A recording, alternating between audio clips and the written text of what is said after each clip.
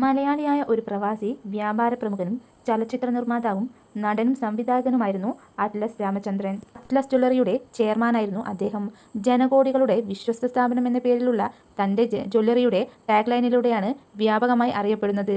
ചന്ദ്രകന്ത films എന്ന ബാനറിൽ അദ്ദേഹം നിരവധി സിനിമകൾ നിർമ്മിക്കുകയും വിതരണം നടത്തുകയും ചെയ്തു.